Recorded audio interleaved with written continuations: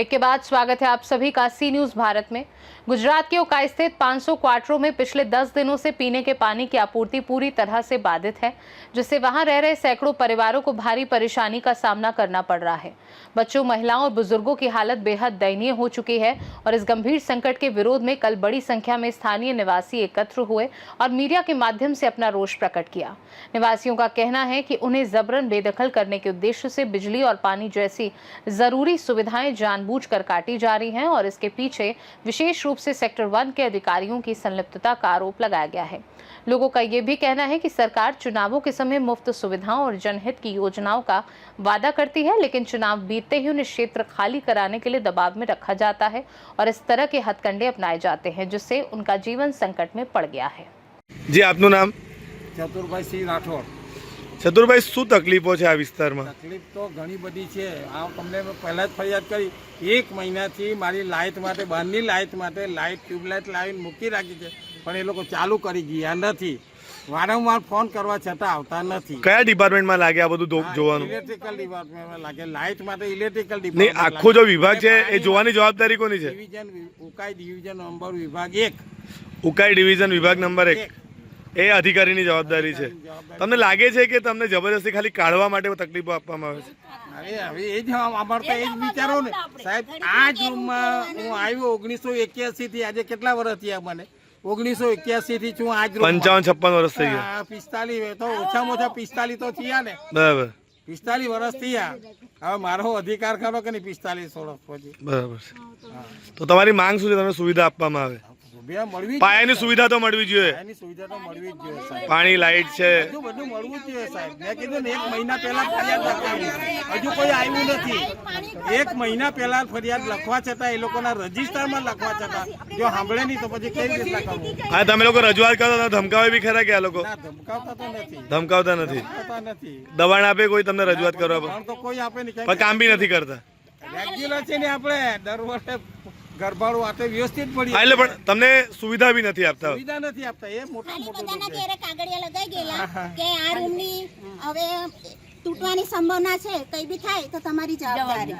એ અમારી બધાના ઘરે કાગળિયા લગાઈ ગયેલા અને આજે બી માણસો રહેતા છે, પોતાની જવાબદારી પર રહેતા છે। આપનું નામ? ગીતાબેન। રહેવાનું? 500 ક્વાર્ટર। શું સમસ્યા છે અહીંયા? પાણીની સમસ્યા છે। 10 દિવસથી પાણી નથી આવતું। 10 દિવસથી પાણી નથી આવતું? તો તમે કોઈને રજૂઆત કરી આ અંગે? ઓફિસમાં કીધું છે। ઓફિસમાં કીધું છે? કઈ ઓફિસ લાગ્યા? જલભવન વાળી? તો એમણે શું જવાબ આપ્યો? કરશું એમ કે પણ કઈ આવ્યા નથી, કઈ કરવા હજુ કોઈ કરવા નથી। હવે પાણી નહીં હોવાના કારણે કઈ કઈ તકલીફ થાય? આટલી ઉંમરમાં અમારે ભરવાઈ ક્યાં જવાનું? સામે હેડપંપ ચાલતો નથી, આટલો વરસાદ આવે, પીવાનું જોઈએ, કપડાં ધોવાનું જોઈએ, પાણી બધું જ કામ પાણી પડશે। આ જે આખી જે વિસ્તાર છે, આ વર્કશોપ છે કે 500 ક્વાર્ટર છે, એ વિસ્તારમાં આ જલભવન જે એરિયા ઓફિસ છે એના તરફથી કોઈ સુવિધા બીજી તમને આપવામાં આવે ખરી? કઈ નથી। વીજળી કઈ અહીંયા લાઇટ છે ખાલી? થાંભલા વામલામાં બધી લાઇટ કે એ બધું રહી ખરું વ્યવસ્થિત? અડધામાં છે ને અડધામાં નથી? તો આના કારણે તમને આના કારણે તકલીફ પડે છે ખરી? જી, આભાર। માસી, શું નામ તમારું? માસી, નામ તમારું? લક્ષ્મીબેન। લક્ષ્મીબેન, ક્યાં રહેવાનું આ તમારું? 500 ક્વાર્ટરમાં। શું તકલીફ છે અહીંયા તમને? પાણીની તકલીફ। બીજી કઈ કઈ તકલીફો છે અહીંયા? કોઈ નથી તકલીફ, ખાલી પાણી નહીં આવતું। પાણી નથી આવતું? બીજી કોઈ સુવિધા તમને અહીંથી આપવામાં આવે ખરી? હા, થાંભલા પર લાઈટ નથી। થાંભલા પર લાઇટ નથી?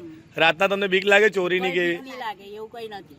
બરાબર, ચોરી નથી થઈ। ચોરી નથી થઈ અહીંયા? ખોટું બદનામ કરવાનું બરાબર, પણ લાઇટ નથી થાંભલામાં? લાઇટ રહેવી જોઈએ। નથી અને પીવાનું પાણી નથી આવતું? એટલે પાણી તો અમે જલારામ મંદિર થી ભરે, વાપરવાનું પાણી નથી મળતું?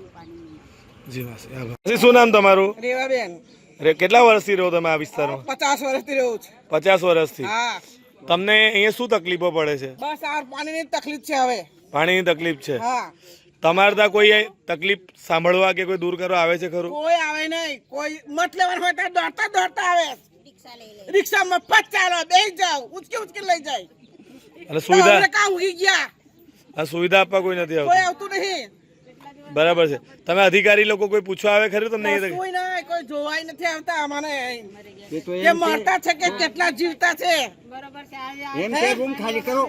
મોદીજી અત્યારે બધાને સપોર્ટ કરે છે. આ વિસ્તારમાં મંત્રી કુંવરજીભાઈ હળપતિ બધાને સપોર્ટ કરે ત્યારે તમે એમને શું ફરિયાદ કરવા માંગો છો કે તમારી શું તકલીફ દૂર થવી જોઈએ?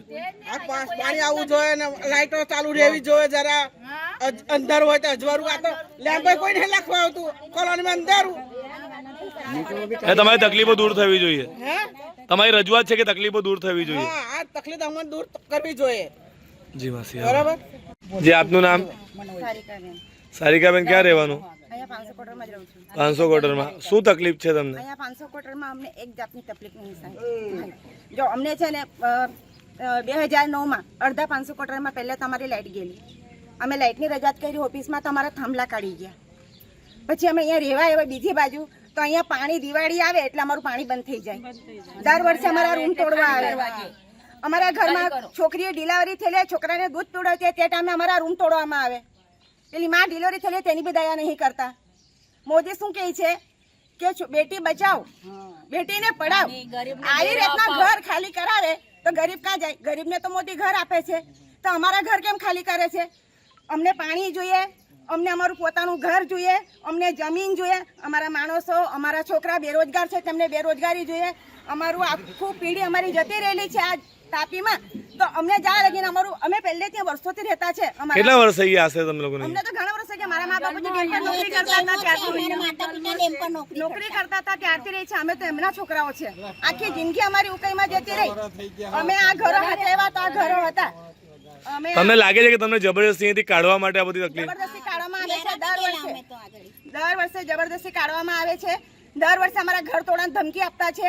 આજુબાજુના રૂમમાં સામાન હોય તો છતાં ઘર તોડી દેતા. તમને લાગે છે કે તમે અત્યારે રજૂઆત કરશો તો બી તમે દબાણ કરશે આ લોકો? એ લોકો તો દર વર્ષે દબાણ કરે છે ભાઈ. દર વર્ષે ધમકી આપે. ક્યારે પોલીસ લઈને આવે, ક્યારે પીએસ સાહેબ લઈને આવે, ક્યારે દંડા લઈને ઊભા થાય. અમે ભીતા નથી કોઈને. હમણાં સુધી જેટલા રૂમ તૂટ્યા તેટલા તૂટ્યા.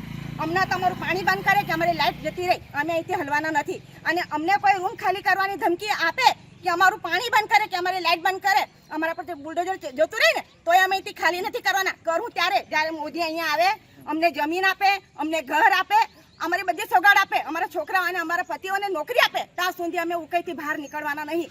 तापी से सी न्यूज संवाददाता बिंदेश्वरी की रिपोर्ट। निवासियों ने प्रशासन से तत्काल हस्तक्षेप कर जलापूर्ति बहाल करने, जवाबदेह अधिकारियों पर कार्यवाही करने और पारदर्शी पुनर्वास योजना सुनिश्चित करने की मांग की है। खास रिपोर्ट में फिलहाल के लिए इतना ही। देश दुनिया की बाकी खबरों को जानने के लिए आप देखते रहिए सी न्यूज भारत।